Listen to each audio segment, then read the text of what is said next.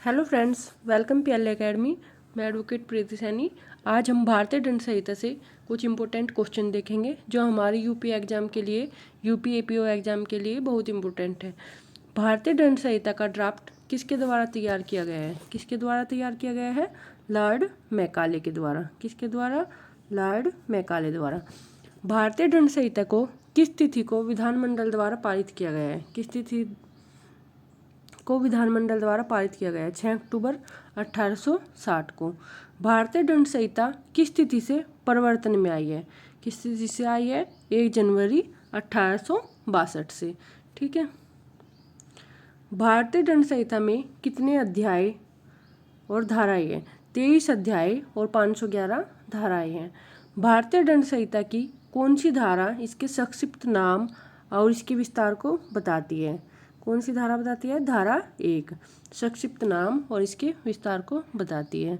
भारत के भीतर किए गए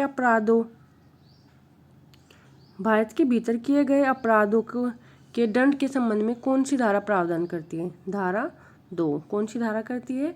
धारा 2। भारत से परे किए गए किंतु उसके भीतर विधि द्वारा विचारणीय अपराधों में दंड का प्रावधान किस धारा में किया गया है? धारा 3 में। भारत के भीतर धारा 2 में और भारत से परे धारा 3 में। ठीक है। अब आता है नेक्स्ट क्वेश्चन। राज्य क्षेत्रातीत अपराधों पर संहिता का विस्तार किस धारा में बताया गया है? ये बताया गया है हमारी धारा 4 में। ठीक है। अब आता है नेक्स्ट क्वेश्चन।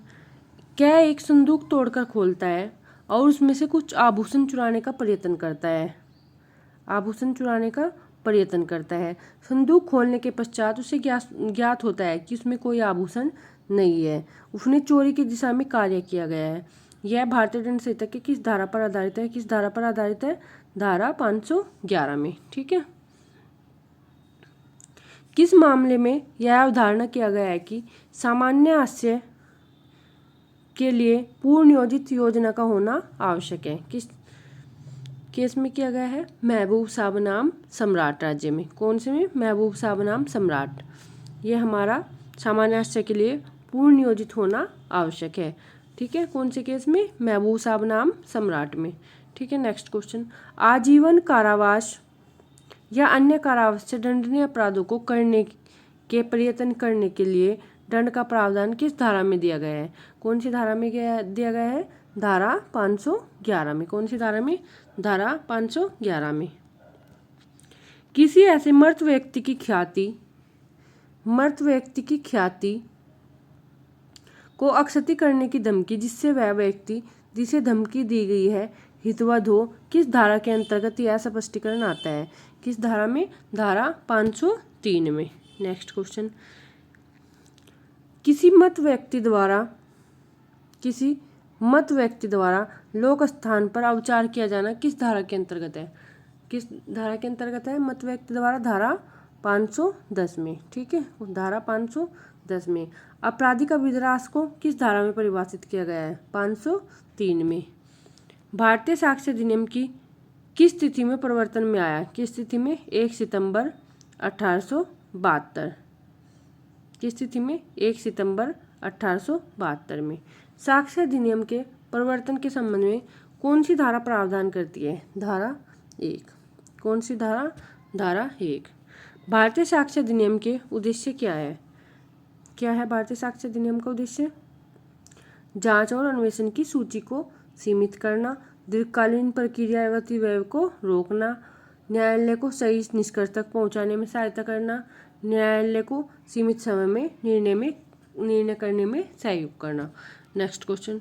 भारतीय साक्ष्य अधिनियम का ड्राफ्ट सर हेनरी मैन ने प्रारंभ किया था, किंतु किसने प्रारंभ किया था? सर हेनरी मैन ने।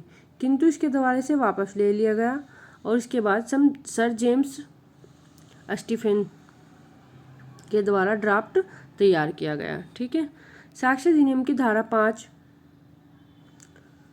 5 को न्यायाधीश मुनीर ने क्या कहा है? Corner stone of chapter. धारा 5 को क्या कहा है? Corner stone of chapter 2। ये हमारा धारा 5 को कहा गया है, न्यायाधीश मुनीर ने कहा है, कॉर्नर स्टोन।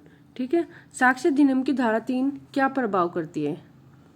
धारा 3 क्या प्रावधान करती है? धारा 3 में हमारा निर्वचन खंड दिया गया है। ठीक है, तथ्यों की सुसंगतता से संबंधित कौन सी धारा में? धारा 1 से धारा 55 तक। ठीक है, तथ्यों के प्रभाव के संबंध में प्रावधान किन धाराओं में किया गया है? धारा 56 से 100 में। तथ्यों के प्रभाव के संबंध में धारा 56 से 100 तक। साक्ष्य को पेश किया जाना तथा उसके प्रभाव को किन धाराओं के अंतर्गत बताया गया है? धारा 101 से 167 तक। तथ्यों का प्रभाव के संबंध में धारा 56 से 100 तक बताया गया है और साक्ष्य का पेश किया जाना धारा 101 से 167 तक। ठीक है, रेस जस्ट का सिद्धांत कहाँ दिया गया है? धारा 6 में। एक ही समय एक भाग होने वाले तथ्यों को किस धारा में बताया गया है? किस धारा में? धारा 6 में। धारा 6 को ही हमने रेस जस्ट बताया। आर बनाम बॉन्डिंग फील्ड और R M Malkani state of Maharashtra का मामला किस धारा से संबंध रखता है? किस धारा से रखता है?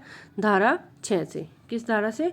धारा 6 से। ठीक है, अब नेक्स्ट क्वेश्चन, अवसर हेतुक तथा परिणाम के संबंध में कौन सी धारा प्रावधान करती है? अवसर हेतु और परिणाम के संबंध में धारा 7। कौन सी धारा? धारा 7। रिचर्डसन का मामला किस धारा से संबंधित है? धारा 7 से। रिचर्डसन का मामला धारा 7 से। ठीक है, हेतु तैयारी और पूर्व पश्चात का आचरण। हेतु तैयारी और पूर्व पश्चात का आचरण दिया गया धारा 8 में। अनुश्रुत साक्ष्य की श्रेणी में नहीं आते हैं, ये हमारा धारा 60 में दिया गया है। किन धाराओं में परिस्थितिजन्य साक्ष्यों का उल्लेख किया गया है? धारा 6 में, धारा 7 में और धारा 8 में। परिस्थितिजन्य साक्ष्यों का कहाँ किया गया है? धारा 6, धारा 7, धारा 8। ठीक है, अब तथ्य की उपधारणा सदैव होती है खंडनीय। कौन सी होती है तथ्य की उपधारणा? खंडनीय। विधि की उपधारणा हमारी 2 प्रकार की होती है, खंडनीय उपधारणा और अखंडनीय उपधारणा। ठीक है, नेक्स्ट क्वेश्चन, पकाला नारायण स्वामी बनाम एम्परर के वाद में जज कौन थे? Lord Atkin. कौन? Lord Atkin. KIN आएगा यहाँ पे, लॉर्ड एटकिन। दंड प्रक्रिया संहिता की प्रथम अनुसूची में क्या दर्शित करती है? अपराधों का वर्गीकरण। क्या करता है? अपराधों का वर्गीकरण। ठीक है, दंड प्रक्रिया संहिता की दूसरी अनुसूची किसके संबंध में बताती है? किसके संबंध में बताती है? विभिन्न प्रकार के प्रारूप जो कि न्यायिक कार्यवाही और पुलिस कार्यवाही के संबंध में प्रयोग किए जाते हैं। न्यायिक कार्यवाही और पुलिस कार्यवाही के संबंध में प्रयोग किए जाते हैं। नेक्स्ट क्वेश्चन, दंड प्रक्रिया संहिता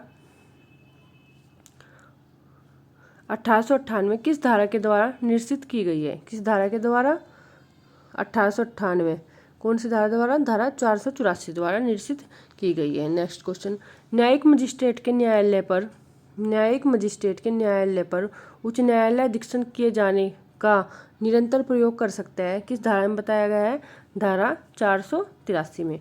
उच्च न्यायालय की अंतर्निहित शक्तियाँ कहाँ दी गई है? धारा 482 में। उच्च न्यायालय के नियम बनाने की शक्ति कहाँ पर दी गई है? धारा 477 में।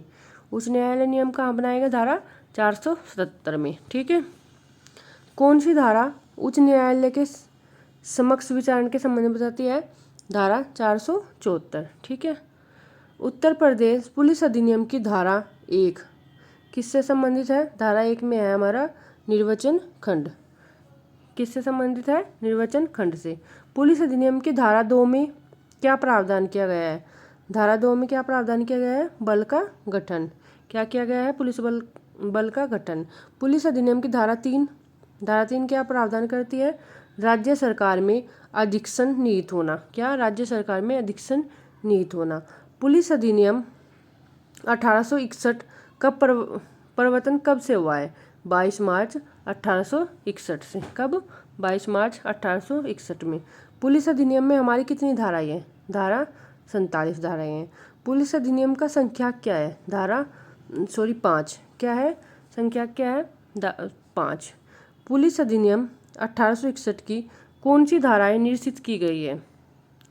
धारा 6, धारा 11, धारा 38, धारा 39, धारा 40 और धारा 41 निश्चित की गई है। ठीक है, अधिनियम की ये कौन सी धाराएं जोड़ी गई है?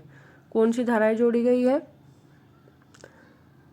धारा 2A जोड़ी गई है, धारा 15A जोड़ी गई है, धारा 30A जोड़ी गई है, धारा 32A जोड़ी गई है और 32B और 34A जोड़ी गई है। ठीक है, कितनी धाराएं जोड़ी गई है? धारा 2A, धारा 15A और धारा 30A, धारा 32A और धारा 32B और 34A। पुलिस अधिकारी कितने समय पूर्व सूचना देकर अपना पद त्याग सकते हैं? कितना समय पूर्व सूचना देकर अपना पद त्याग सकते हैं? 2 माह। कितनी?